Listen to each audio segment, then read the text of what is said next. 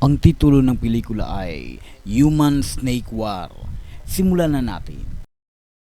Sa isang lugar sa loob ng isang misteryosong pabrika, ang may-ari ng kumpanyang si Miss Lee ay nagrereklamo sa kanyang manager tungkol sa mahabang oras na kailangan upang ayusin ang kanyang gusali. Naaksidente lang pala sila. Kung saan ang mga iligal na ahas na kanilang sinasaka ay sinusubukang lumabas sa pasilidad. Nangako ang manager na kontrolin ang lahat. Habang inaalalayan niya ang babae patungo sa kanyang sasakyan, ngunit halatang galit na galit ang lalaki sa amo at narito lamang para sa kanyang pera. Ang hindi namamalayan ng mga tao ay ang mga lason na pinapakain nila sa mga ahas ay talagang nagpapalakas sa mga hayop habang patuloy itong nagpaparami ng mga bilang ng mga nilalang. Ito sa kalaunan ay nagdudulot ng mutasyon sa loob ng mga ahas. Habang ang isang higanteng halimaw ay bumangon mula sa loob ng pugad. Gayunpaman, mukhang hindi naman nag-aalala ang manager dahil may espesyal na dessert na naghihintay sa kanya sa loob ng opisina. Ang lalaki ay nagsimulang sumayaw kasama ang babae at ganap na naging isang simp.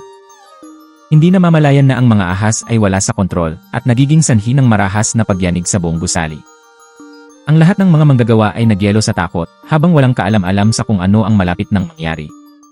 Biglang, isang malaking halimaw ang naglulunsad mula sa ilalim at itinapon ang lahat ng tao sa lupa. Ang higanteng ahas sa kalaunan ay nagpapakita ng sarili at umuungal ng galit na galit patungo sa mga tao. Nakikita ito ng mga manggagawa at desperadong tumakbo para sa kanilang buhay.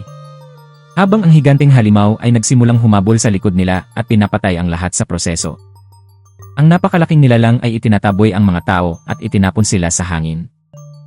Bago gawin silang lahat sa mga buffet ng tao. Kasabay nito, ang manager ay patuloy na sumasayaw sa loob ng kanyang opisina habang ang lahat ng kanyang mga manggagawa ay pinapatay sa labas at ganap na nilalamon ng higanteng ahas. Sa kalaunan ay ibinaling ng halimaw ang atensyon sa mag-asawa. Habang ang lalaki ay natulala sa nakikita sa kanyang mga mata. Dahan-dahang lumapit ang higanteng nilalang patungo sa opisina. Habang ang babae ay nakakalimutan na siya ay magiging tunay na disyerto para sa isang mas malaking ahas. Ang napakalaking hayop ay pumasok at nilalamon ang babae sa isang kagat. Habang kinukulong ang manager sa mga dingding. Nakakagulat. Nakatitig lang ang nilalang sa lalaking may nakakatakot na mga mata, ngunit ayaw kumain ng manager dahil ayaw nito sa lasa ng simps. Sa lalong madaling panahon, lahat ng natitirang manggagawa ay patungo sa labasan habang pilit nilang pinipilit na buksan ang mga pintuan, ngunit mabilis na napagtanto na huli na ang lahat. Lumilitaw ang ahas sa likod ng mga tao. At kinukulong sila ng walang tatakbo bago ilunsad at lamunin ang lahat ng tao habang sa huli ay lumalabas din. Sa kabilang panig, sa isang malapit na hotel, dinala ng isang lalaking tinatawag na Fang ang kanyang pamilya para magbakasyon sa loob ng isang magandang resort. Hindi niya namalayan na nakarating na pala ang mga ahas dito. Mabilis na nabunyag na ang gusaling ito ay pag-aari din ni Enya. Si Lee, na masyadong abala sa kasiyahan, kasama ang kanyang kasintahang si King upang mapagtanto ang paparating na panganib. Gayunpaman, bago magawa ang anumang ehersisyo sa oras ng pagtulog, napansin ng babae ang isang emergency na tawag sa telepono mula sa kanyang pabrika. Buhay pa pala ang manager niya. At desperadong binabalaan siya tungkol sa mga higanteng ahas na ngayon ay malaya na. Bago pa makapagsalita ang lalaki, isa pang ahas ang natagpuan ang kanyang kinalalagyan na naging dahilan upang siya ay patayin ng kakilakilabot. Napagtanto ng babae na siya ay nasa malubhang problema. Ngunit nagpa siya na putulin ang mga signal para sa lahat ng kanyang mga customer habang sinusubukan niyang itago ang kanyang mga krimen. Sa kabilang panig, natisod din si Fang sa isang nakakagulat na tanawin dahil nakakita siya ng makamandag na ahas sa tabi mismo ng kanyang anak na babae. Sinabihan niya ang babae na huwag gumalaw habang dahan-dahan niyang hinawakan ang mga kumot at nagagawa niyang hilahin siya palayo sa panganib sa tamang oras. Agad silang tumakas sa lugar at dumating sa lobby upang magreklamo tungkol sa panganib ng hayop, ngunit nakita lamang nila na ang lahat ng mga telepono ay nagriring sa parehong oras. Ang lalaki ay lumingon ng dahan-dahan at napagtanto na may isang bagay na lubhang mali. Habang ang ulap ng gas ay patungo sa hotel, ang mga tao ay natulala sa biglaang pagbabago ng panahon, na mabilis na nilamon ang buong pulutong at nagsimulang maghulob ng mga bangkay mula sa langit. Biglang, maraming ahas ang lumalabas patungo sa mga tao at kinakagat ang mga tao sa kanilang mga liig, habang nagiging sanhi ng pagkataranta ng lahat sa takot habang sinusubukan nilang magmadaling bumalik sa hotel. Ang mga tao sa kalaunan ay nakabalik sa loob ng gusali habang isinara nila kaagad ang mga pinto sa likod nila, ngunit nabigla silang makita ang ganap na katahimikan sa labas. Bago nila malaman kung ano ang susunod na gagawin, sila ay nagambala ng isang babae na puno ng dugo na patuloy na nagmamakaawa para sa tulong ng mga tao. Nakita ito ng manager ng hotel at sinubukang buksan ang pinto. Ngunit ang batang babae ay mabilis na hinila palayo ng isang higanting galamay habang ang lahat ay naging sanhi ng takot sa lahat. Ang mga tao ay nanonood ng walang pag-asa, habang ang isang napakalaking buntot ay naglulunsad patungo sa kanila at sinisira ang mga pintuan sa harapan sa isang solong welga habang pinapaatras ang mga tao. Ito ay nagpapahintulot sa hindi mabilang na mga ahas na sumugod sa loob ng gusali. At mabilis na inaatake ang mga tao habang kinakagat sila hanggang sa mamatay. Sinisikap ng mga tao na labanan ang mga hayop. Ngunit mabilis silang nadaig ng mga nilalang na nagiging sanhi ng pagkawala ng paningin ng pangunahing tauhan sa kanyang pamilya sa kabuluhan. Nakita ito ng asawa at agad na hinawakan ang kanyang anak upang makatakas. Habang ang lahat ng mga tao ay tumatakbo palayo sa lugar na ngayon ay pinupuno ng hindi mabilang na mga biktima. Sa lalong madaling panahon, isang grupo ng malalaking ahas ang nagsimulang sumugod sa gusali habang sinisimulan nilang manghuli ang mga tao tulad ng mga biktima. Kasabay nito, ang mga tao sa loob ng restaurant ay patuloy na kumakain ng lahat ng totoo, hindi na mamalayan na ang kanilang kapalaran ay maging hapunan din. Inaatake kaagad ng mga hayop ang mga tao. Nagdudulot ng kaguluhan sa loob ng restaurant. Habang ang dalawang higanting ahas ay sumugod sa lugar upang ipakita ang kanilang mga nakakatawang hairstyle at gawin ang lahat ng kanilang biktima. Sa kabilang panig, ang natitirang mga nakaligtas ay patuloy na nagmamadali sa itaas, ngunit ang pangunahing tauhan ay natulak pabalik ng hindi sinasadya na nagpatumba sa kanya bilang isang resulta. Sa kabutihang palad, ang lalaki ay sa wakas ay nagising. Pero nakita ko lang na may itim na ahas ang nasa harapan niya. Hinawakan ni Fang ang payong at binasag ang nilalang sa dingding. Bago matrap ang ahas at tuloy-tuloy itong hinampas habang itinapon ito pababa ng gusali. Ang lalaki ay nakakabawi ng kanyang hininga at nagmamadaling umakyat sa itaas upang hanapin ang kanyang pamilya. Ngunit mabilis na nakakita ng isang batang babae na nagmamakaawa na magising ang kanyang ina. Biglang hinawakan ng babae ang binti ng lalaki at nagmakaawa sa pangunahing tauhan na tulungan ang kanyang anak. Habang sinasabing alam niya kung saan tatakas ang lahat ng tao, mabilis na nabunyag na ang mga nakaligtas ay nagtipon sa loob ng penthouse. Labag sa pahintulot ng amo na ginang at ng kanyang kasintahan. Agad na ginagamit ng mga tao ang mga kasangkapan upang harangan ang pasukan. Ngunit nagulat ako nang makarinig ng katok mula sa labas. Nagpasya ang security officer na papasukin kaagad ang mga tao. Ngunit nagbanta sila na paalisin ang lalaki kung maglakas loob siyang buksan ang mga pinto. Sa kabutihang palad, ang security guard ay hindi duwag at kusang itinapon ang kanyang uniforme bago buksan ang mga pintuan sa harapan at inihayag na ito ang pangunahing tauhan. Sumugod kaagad si Fang sa loob ng silid para hanapin niya ang kanyang asawa at anak. Gayunpaman, ang lalaki ay hindi mahanap ang kanyang pamilya kahit saan sa loob ng karamihan na nagbibigay sa kanya ng walang ibang pagpipilian kundi ang umalis kaagad sa penthouse. Ang pangunahing tauhan ay nagsimulang maghanap sa lahat ng mga silid sa loob ng hotel. Ngunit hindi mahanap ang kanyang pamilya kahit gaano pa siya tumingin. Ang hindi niya namamalayan ay nasa panganib na ang asawa. Bilang isang dambuhalang ahas ay nakapulot ng pabango ng babae. Nagiging sanhi ito ng nilalang na magsimulang maghanap saan man sa loob ng silid. Habang ang asawa ay napipilitang magtago sa loob ng aparador kasama ang kanyang anak na babae. Ang halimaw ay nagsimulang gumapang sa buong lugar habang nangangaso para sa mga biktima nito. At ibinunyag na ang iba ay tahimik ding nagtatago sa loob ng silid. Sa lalong madaling panahon, ang nilalang ay nagsimulang lumapit sa mga nakaligtas at nang dahan-dahang tumingala ang asawa na pagtanto niya sa pagkabigla na ang higanting ahas ay nasa labas mismo. Galit na sumisigaw ang halimaw sa mga tao. Dahilan para sumugod ang babae palabas habang pilit na inaakit ang hayop palayo sa kanyang anak. Gayunpaman, napagdesisyon na ng dalaga na lumabas na rin dahilan para agad siyang atakihin ng nilalang. Nakakagulat. Ang anak na babae ay nailigtas sa tamang oras ng kanyang ama na galit na itinulak ang hayop patungo sa bintana. Nagagawa ng lalaki na itapon ang nilalang sa labas ng gusali. At naging dahilan upang mahulog ang ahas sa kalaliman. Bumalik si Fang sa kanyang pamilya at sa wakas ay nagawang yakapin muli ang anak na babae. At ipinangako sa babae na poprotektahan niya ito tulad ni Ultraman. Bago makaalis ang mga tao sa lugar, Mabilis nilang napansin na maraming iba pang nakaligtas ang sa wakas ay nakalabas mula sa pagtatago. At walang choice ang lalaki kundi tulungan din sila. Sinusubukan nilang lumabas sa lugar ng sama-sama. Ngunit sa lalong madaling panahon na pagtanto na ang labasan ay naharang ng isang napakalaking ahas na patungo sa kanilang daan. Ang mga tao ay napilitang tumakbo pabalik agad. Habang hinahabol sila ng halimaw sa likod nila at pinapaatras sila sa parehong silid na pinanggalingan nila. Sa kalaunan ay nakakagawa si Fang ng isang plano. Habang inaakay niya ang iba na umakyat sa labas ng bintana at sinusubukang gawin ito patungo sa construction elevator sa pamamagitan ng paglalakad sa mga gilid. Sa lalong madaling panahon, galit na sumingil ang ahas sa silid habang ang mga tao ay pilit na nagsisikap na manatili dahil sa kalaunan ay maabot ni Fang ang panlabas na elevator. Gayunpaman, lumilitaw ang halimaw sa harap ng iba at literal na tinatakot ang mga nakaligtas hanggang sa mamatay dahil nagiging sanhi ito ng pagbagsak ng mga tao. Sa kabutihang palad, nagagawang tulungan ni Fang ang kanyang kuponan na isa-isang makasakay sa elevator at iniligtas ang natitirang mga tao mula sa tiyak na kamatayan. Ginagamit ng mga tao ang makina para umakyat kaagad. Habang sinusubukan nilang tumakas mula sa panganib, ngunit ang motor ay nagsisimulang mag-malfunction dahil sa sobrang bigat sa loob ng karwahe.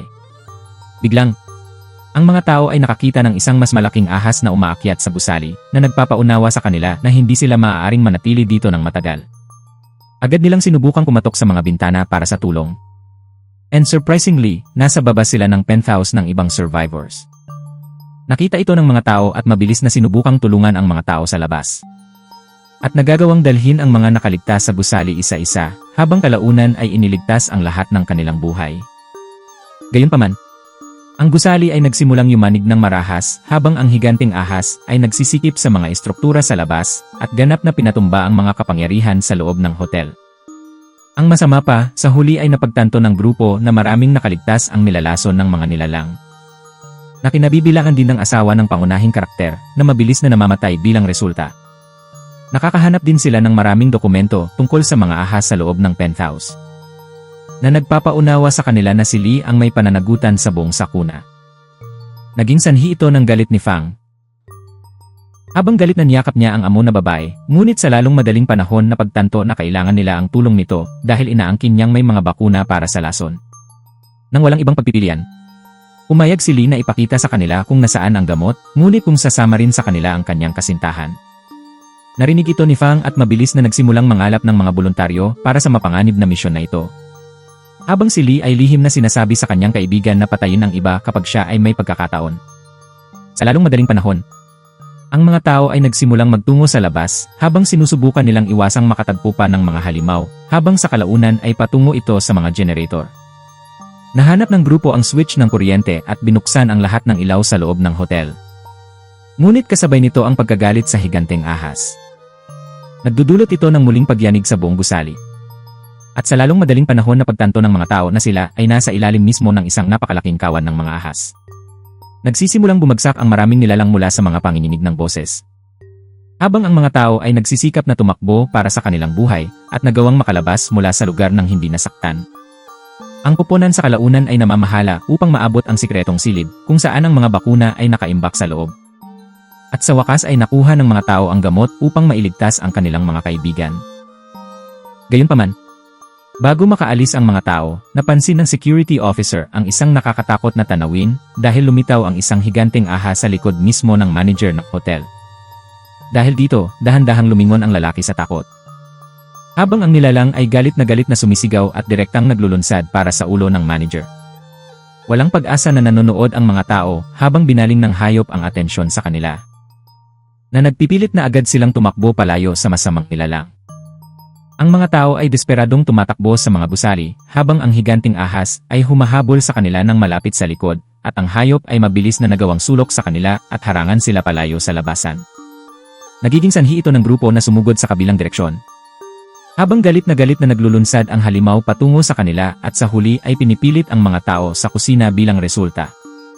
Bago malaman ng mga tao kung ano ang susunod na gagawin, ang kasintahan ni Lee ay nagmamadaling pumunta sa kabilang panig at ikinulong ang mga tao habang iniiwan silang lahat sa isang kakilakilabot na kamatayan.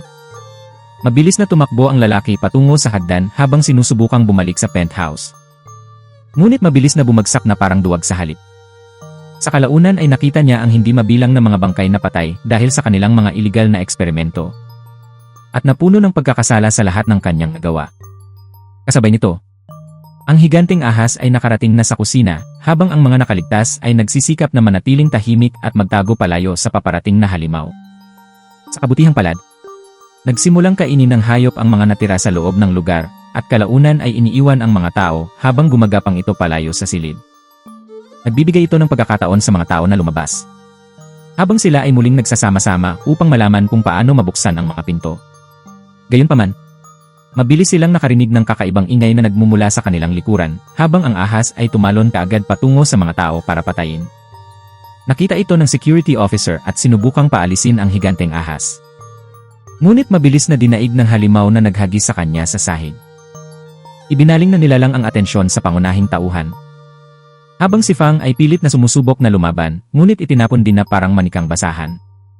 Ang halimaw ay nagmamanyobra patungo sa kabilang panig at napansin ang natitirang mga nakaligtas habang mabilis din silang inaatake at binibigyan ang babae ng suntok ng falcon sa tiyan mismo. Nakita ito ng chef at sinugod ang nilalang habang tinadtad ang hayop gamit ang kanyang kutsilyo sa pagluluto, ngunit natumba rin siya sa buong silid. Ang halimaw ay mabilis na nakabawi at naglulunsad upang umatake. Ngunit nakulong sa mga pintuan ng kusina at binibigyan ang iba ng pagkakataong hampasin ito ng paulit-ulit sa katawan nito. Gayunpaman, ang mga pag-atake ay ganap na walang silbi dahil ang nilalang ay kumawala at mabilis na pumapalibot sa pangunahing karakter mula sa lahat ng panig. Sa kabutihang palad, nagagawa nilang pigilan ang halimaw sa pamamagitan ng paggamit ng metal na poste habang sinusubukan ng chef na gawing sashimi ang ahas, ngunit mabilis itong nalaso ng kamandag ng hayop. Bago patayin ang mga tao, nagpasya si King na bumalik sa huling sandali. Siya sumigaw para sa lahat na tumakbo kaagad. Habang ang mga nakaligtas ay mabilis na tumakas patungo sa labasan, ngunit napansin ng chef na ang ahas ay papunta rin sa kanila. Nagiging sanhi ito ng lalaki upang ilock ang mga pinto sa likod ng mga tao. Habang binabalak niyang labanan ang halimaw ng mag-isa at isakripisyo ang sarili niyang buhay para mabuhay ang iba. Ang grupo sa kalaunan ay nakabalik sa penthouse. Habang binibigyan ng doktor ang mga tao ng gamot para pagalingin ang lason at iligtas ang mga biktima mula sa isang kakilakilabot na kamatayan. Sa lalong madaling panahon, nagsimulang makarinig ang mga tao ng malakas na ingay mula sa labas at tuwang-tuwa sila nang makitang may paparating na helicopter patungo sa kanila. Gayunpaman, mabilis nilang napagtanto na may mali dahil ganap na hindi pinapansin ng chopper ang kanilang paghingi ng tulong at napansin kaagad ni Fang na nawawala si Lee sa tabi ng kanyang kasintahan. Ang helicopter pala ay tinawag dito ng babae na ngayon ay tumatakas sa rooftop. Ngunit hindi bago niya itinulak si King pababa ng gusali dahil sa hindi pagkukulang na patayin ng iba. Ito ay naging sanhi ng galit na galit ng lalaki sa babae. Bago tuluyang bumagsak sa kanyang kamatayan, habang iginiit ni Lee na ang pinakamalakas lamang ang makakaligtas. Mabilis siyang nakarating sa rooftop at direktang tumakbo para sa helicopter. Habang naghahanda para umalis kaagad sa lugar. Ang hindi niya namalayan ay may lumabas na ahas mula sa kanyang pitaka. Naagad na umatake sa piloto at pinatay siya bilang isang resulta. Ang babae ay napilitang tumakbo palabas. Ngunit patuloy na sinusundan siya ng nilalang at sa huli ay hinahabol siya patungo sa gilid ng bubong. Sinubukan ni Lee na humingi ng awa sa nilalang. Ngunit ang ahas ay hindi nagsasalita ng anumang insik at nagpapatuloy na itumba siya sa gusali habang nagiging sanhi ng pagkahulog ng babae sa kanyang kamatayan. Kasabay nito, ang higanteng ahas ay nakarating na sa gusali ng hotel at mabilis na napansin ang mga nakaligtas sa loob ng bintana. Ito ay nagiging dahilan upang ang mga tao ay tumakas sa takot. Habang sinisira ng nilalang ang istruktura at sinusubukang lamunin ng buhay ang mga tao. Ang mga nakaligtas sa kalaunan ay nakaakyat sa hagdan habang ang kisam ay nagsisimulang bumagsak. At pinipilit silang lahat na tumakas papunta sa rooftop. Mabilis na napansin ng mga tao ang helicopter. Ngunit napagtanto ni Fang na kailangan nilang maglakbay ng marami upang maihatid ang lahat sa kaligtasan.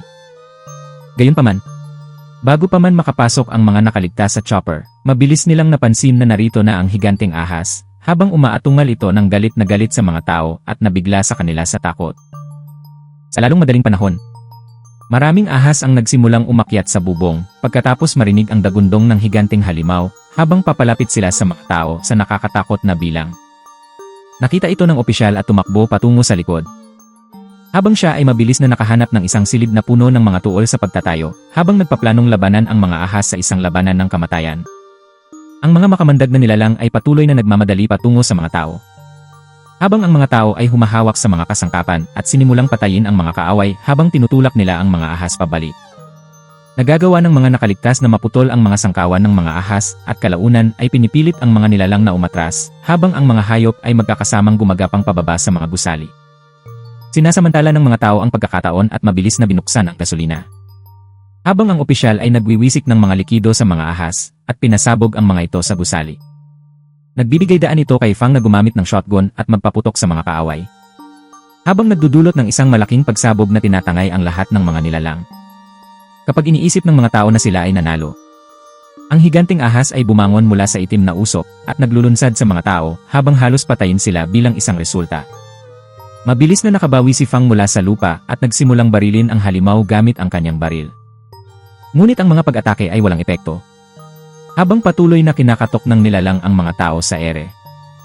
Sa lalong madaling panahon, lahat ng iba pang nakaligtas ay naniningil sa halimaw ng sama-sama habang sinusubukan nilang pabagsakin ang nilalang, ngunit mabilis itong itinapon na parang mga insekto. Nang makitang ang lahat ng kanyang mga kaibigan ay ganap na nawasak. Napagtanto ni Fang na may isang paraan lamang para manalo at sinabihan niya ang opisyal na gambalain ang higanting nilalang. Ang pangunahing tauhan ay mabilis na tumakbo patungo sa helicopter. Habang pinipigilan ng security guard ang halimaw na nagpapahintulot sa Fang na tuluyang simulan ang makina. Tumingin ang lalaki sa kanyang pamilya sa huling pagkakataon. Habang siya ay mabilis na lumilipad sa himpapawid, habang ang higanting ahas ay umuungal na galit at kalaunan ay napatay din ang opisyal. Nakita ito ng anak na babae at tumakbo patungo sa higanting ahas. Habang sumisigaw na iwan ng halimaw ang kanyang pamilya, ngunit nakikita na lamang siya ng ahas bilang isa pang biktima na dapat lamunin. Sa kabutihang palad, bago pa mapatay ang dalaga, nakuha ni Fang ang atensyon ng halimaw at naging dahilan para habulin siya ng nilalang. Sa kalaunan ay iniikot ng lalaki ang chopper patungo sa higanting ahas.